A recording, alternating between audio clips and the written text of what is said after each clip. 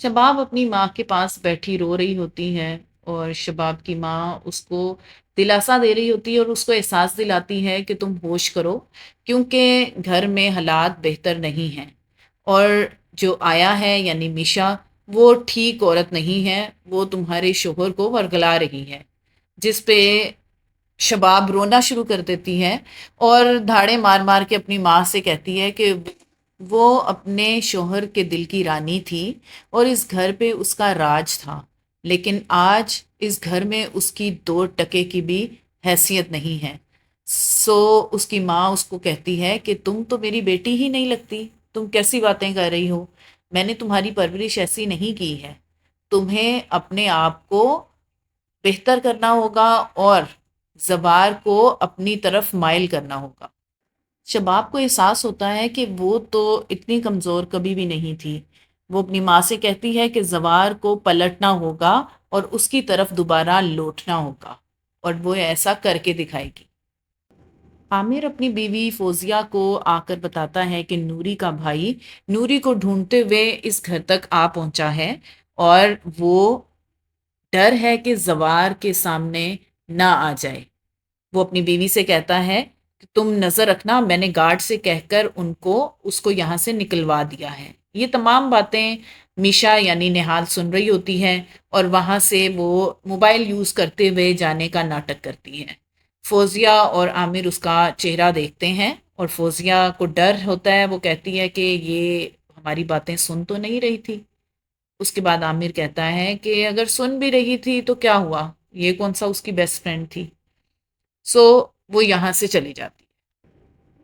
उधर जावेद अपने साले की दौलत पर अय्याशी कर रहा होता है। कहीं से नहीं लगता कि उसकी बीवी मरी है। वो बीवी के मरने के बाद ज़्यादा खुलकर अय्याशी कर रहा।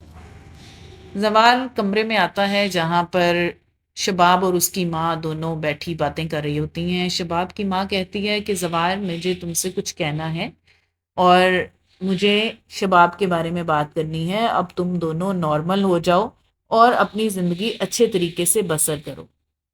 जवार इस पर उसकी माँ से कहता है कि मैंने हमेशा आपको माँ का दर्जा दिया है, बट आज आप मुझे शबाब की माँ लग रही हैं, मेरी माँ नहीं लग रही। वो कहता है कि आपको पता है कि मैंने क्या खोया है। मैंने अपनी बहन खोई। मैंने अपना खून का रिश्ता खोया है। जिस पर माँ, क्योंकि बड़ी अ, मंजी भी है और बड़ा एक्सपीरियंस है उसका, तो वो उसको शीशे में उतारने की कोशिश करती है। वो मिसाल देती है कि देखो, शबाब ने भी तो जहर पिया है, और अगर जकिया की जगह शबाब की मैयत इस घर से उठ रही होती तो क्या तुम अपनी बहन को माफ़ नहीं करते? तुम अपनी बहन को माफ़ कर देते, क्योंकि वो तुम्हारा खून है। तो अब इस बात को ख़त्म करो और शबाब को माफ़ कर दो।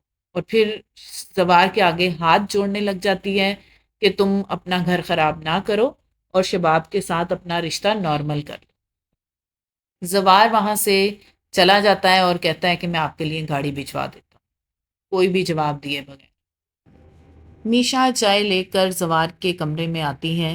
वो उसे देखता है और कहता है कि तुम्हें कैसे पता कि मुझे इस वक्त चाय की ज़रूरत है। वो कहती, मुझे पता है कि आपको इस वक्त चाय चाहिए। घर में सब लोग मसरूफ़ थे तो मैंने सोचा कि मैं आपके लिए चाय ले आऊँ।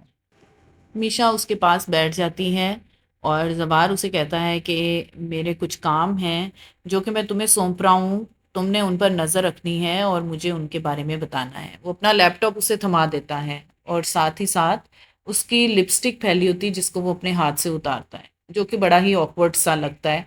लेकिन खैर, वो ड्रामे का सीन था तो मीशा को भी अच्छा नहीं लगता। वो उठती है, वहाँ से आ जाती है और अपने लिप्स को यानी अपनी लिपस्टिक को ज़ोर ज़ोर से रगड़ने लग जाती। उसे अच्छा नहीं लगता कि उसने इस तरह से उसकी लिपस्टिक को उतारा है।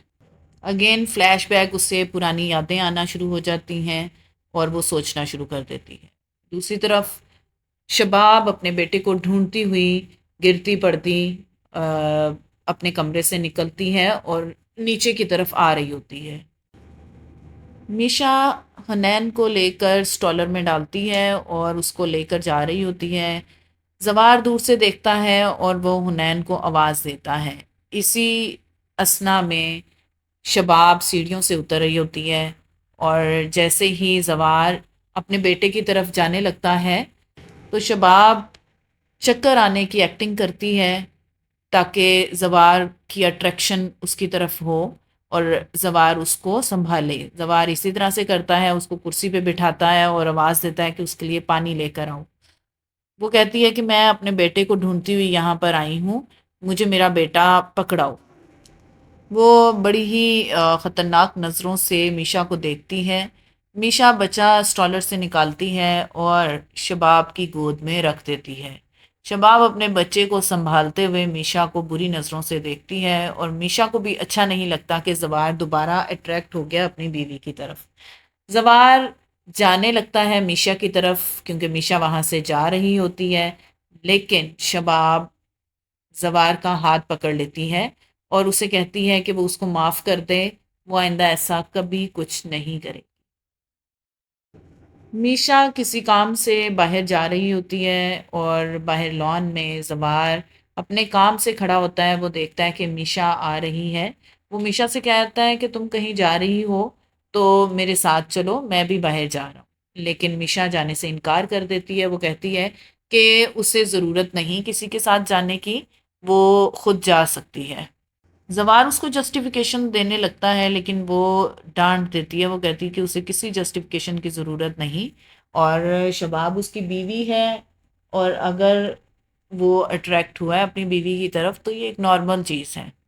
زوار سوچنے لگتا ہے کہ میشا میں ایسا کیا ہے کہ وہ میشا کی طرف کھنچتا ہی چلا جا رہا ہے اور میشا میں کوئی نہ کوئی اسپیشل چیز ضرور ہے جس کی وجہ سے وہ میشا کے بغیر اب نہیں رہ سکتا. میشا نوری کے بھائی کو پارک میں بلاتی ہے اور خود بھی وہاں پہنچ جاتی ہے. وہ اسے کہتی ہے کہ وہ اس کی بہن کا سچ اس کو بتائے گی، لیکن اس کے لیے اس کو تھوڑا انتظار کرنا ہوگا اور اس کا ساتھ دینا ہوگا. تو نوری کا بھائی پہلے تو ریزسٹ کرتا ہے لیکن پھر ایگری ہو جاتا ہے کہ وہ میشا کا ساتھ دے گا.